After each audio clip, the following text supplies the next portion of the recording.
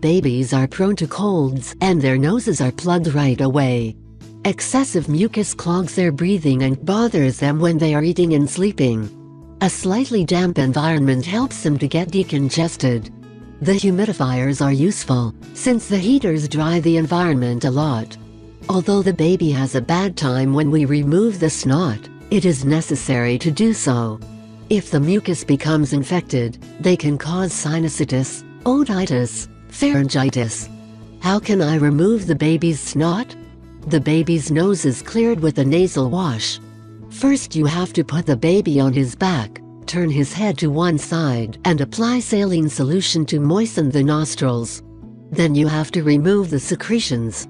There are several methods. Nasal cannula aspirator, it works best for tiny babies. You can first drop a few drops of saline into the nostrils. Then one end of the cannula is placed in the nostril and the other in the adult's mouth. Then you sucks. The secretions will be retained in a container in the middle of the tube.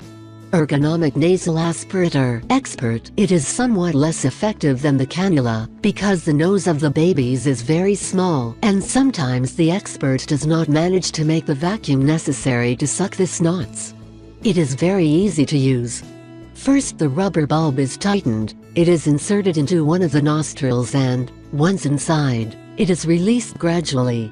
You must try to cover the other nostril, squeezing the nose so that the pressure is greater.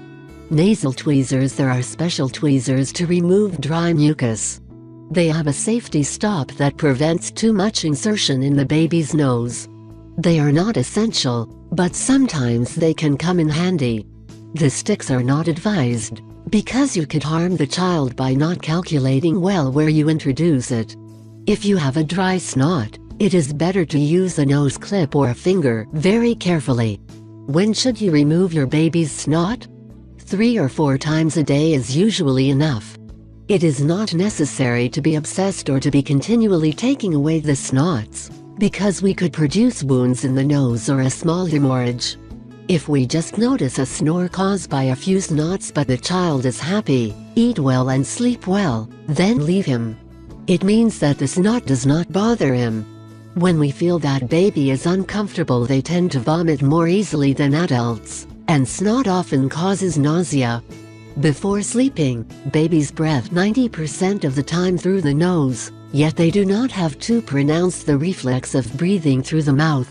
That is why, when they are asleep and the snots cause them a sensation of drowning, they get less oxygen to the brain, they wake up crying. Before eating, when their mouth is covered by the breast or by the bottle, they will not be able to breathe normally.